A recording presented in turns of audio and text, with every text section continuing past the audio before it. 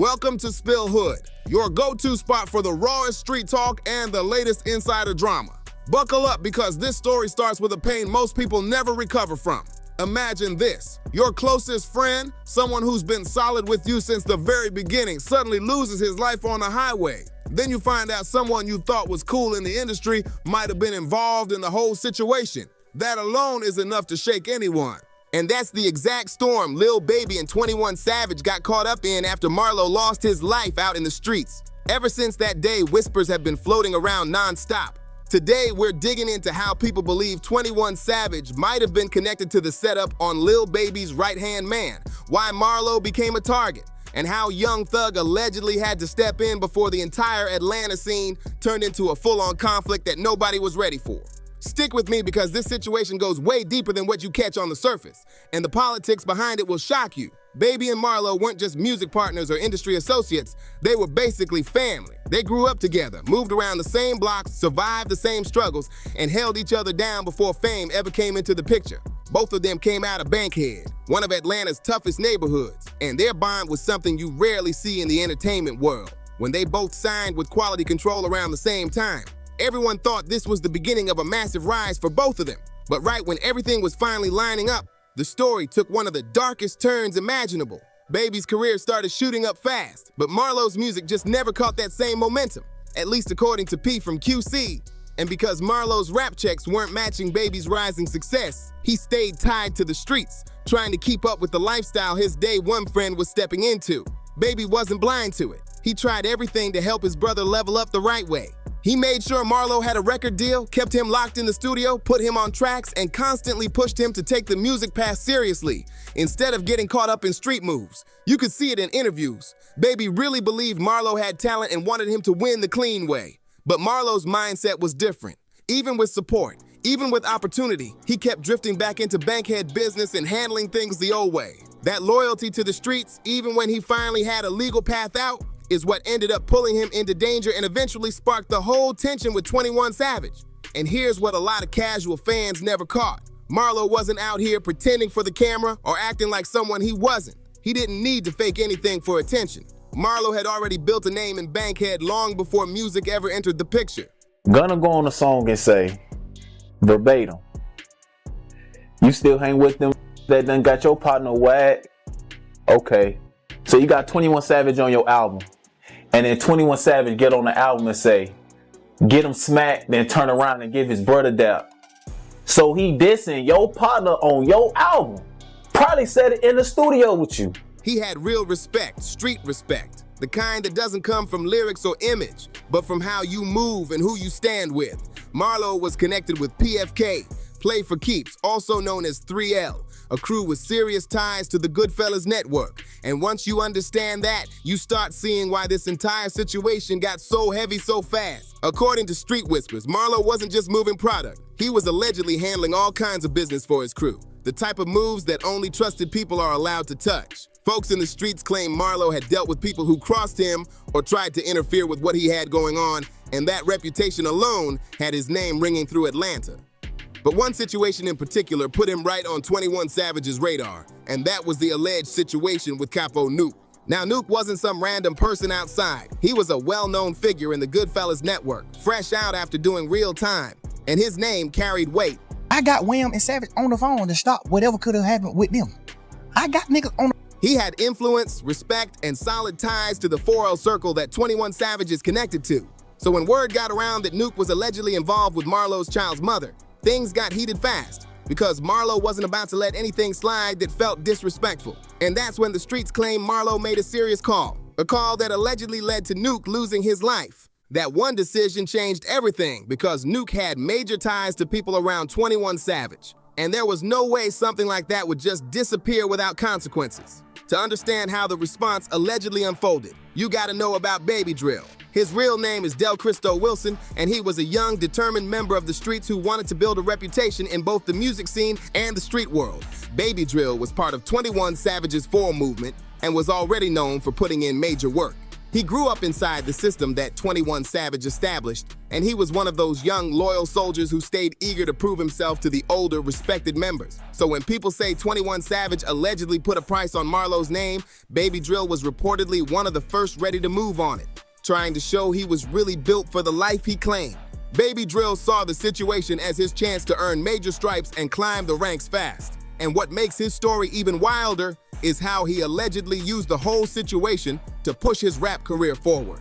After Marlo lost his life, Baby Drill started dropping music where he seemed to hint at the situation. Tracks like 32 Freestyle and songs with Young Nudie, where he referenced taking out a major opponent at just 17. Everyone in the streets already knew who he was talking about, and it sent shockwaves through Atlanta.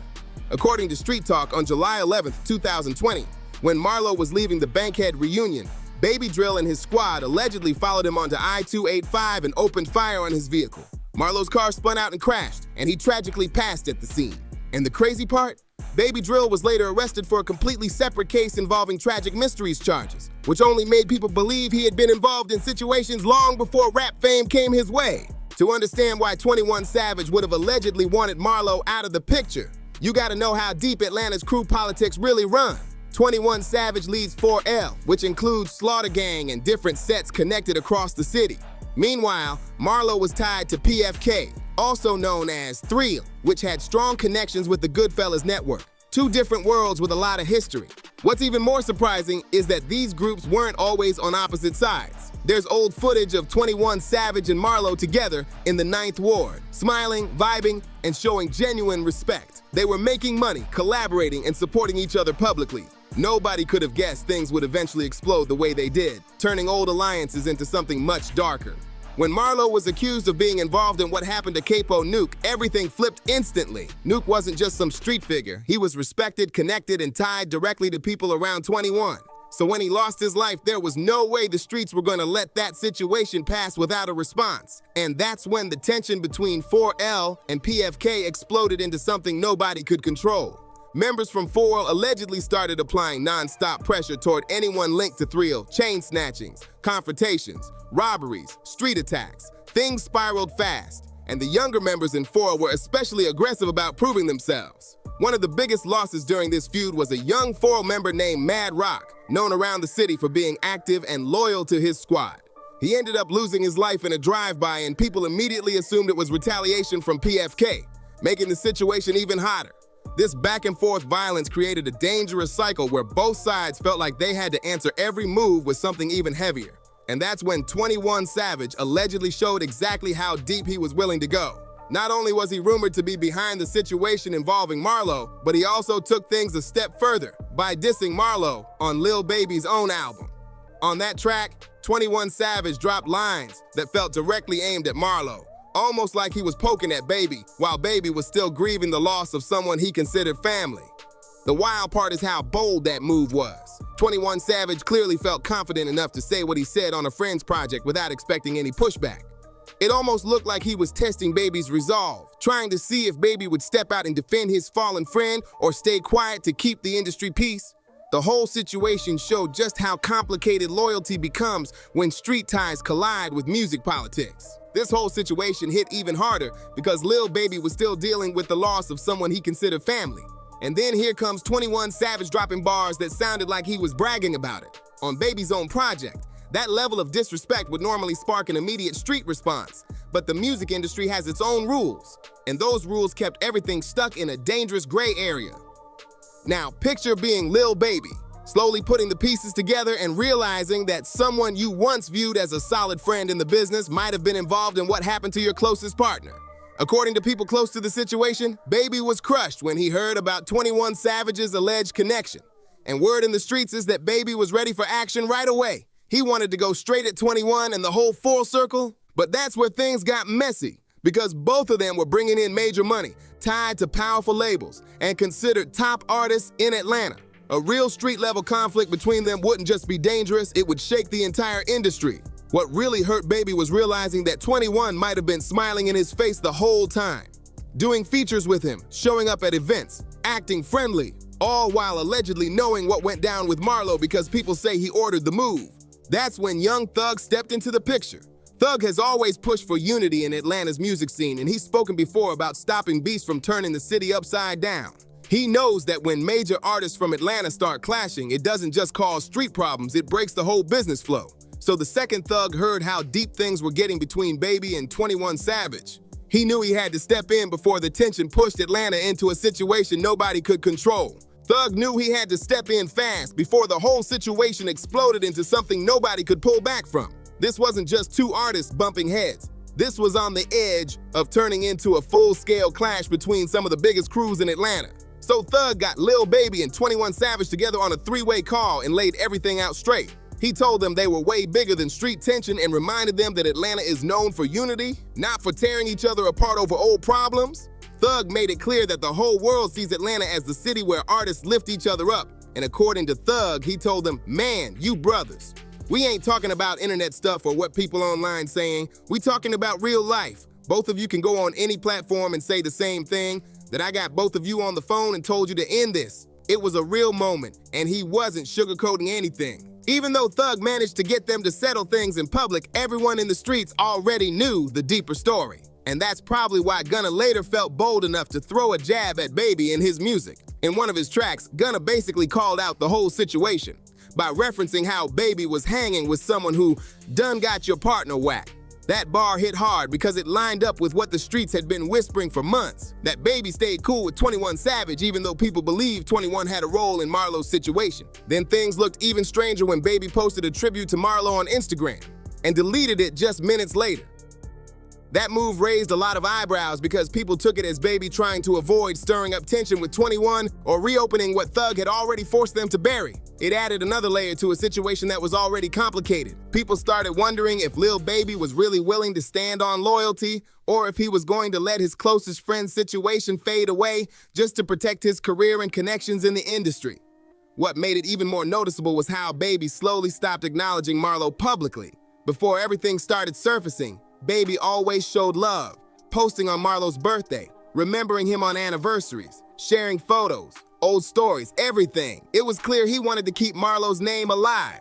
But once talk began spreading about 21 Savage's alleged involvement, Baby went completely quiet. No more birthday love, no more tributes, no more throwbacks, nothing at all. It was like Marlo's name disappeared from Baby's public world overnight, which shocked a lot of people because everyone knew how close they were. That switch didn't go unnoticed by the streets or by Marlo's own family and circle. They definitely felt the shift. Soon, people started questioning if Baby truly cared about seeking justice for Marlo, or if he was choosing to protect his industry relationships and financial stability instead. To some, it looked like he was being forced to pick between loyalty and business was winning. And that's what made the whole situation even more complicated. This whole mess exposed how deep the politics run in Atlanta's rap scene. You've got artists making millions, but they're still connected to street crews that have real tension between them. The music business and the streets overlap so heavily that one wrong move can cause major problems. And sometimes the price is somebody's life. And the reality people kept pointing out was simple. Money can get louder than loyalty when careers, deals, and entire movements are on the line. Street voices like Chris, Jeremiah, and plenty of others started calling out how this whole situation left a mark on Lil Baby's reputation. Folks were asking, how can you rap about loyalty and street morals when you're still cool with the same people who allegedly had a hand in your closest friend's situation? That became the big question echoing through Atlanta, and it wasn't going away. In the music world, keeping connections strong and business flowing usually takes priority over any street response. Labels, managers, promoters, everyone involved wants their artists far from conflict because real tension ruins deals, tours, and money. So even if someone feels the urge to respond, there are millions of dollars, entire brands, and multiple careers hanging in the balance. And that pressure can silence even the strongest emotions. At its core, this whole situation shows what happens when loyalty, betrayal, and industry politics collide. Lil Baby lost his closest friend, someone he saw as family. And the streets claimed the move came from someone he respected inside the industry. 21 Savage was alleged to have played a major role, using his young artist Baby Drill to carry out the hit, and then later dropping lines that felt like a bullet at Marlo on Baby's own project. Young Thug had to jump in before things exploded into a full conflict across Atlanta.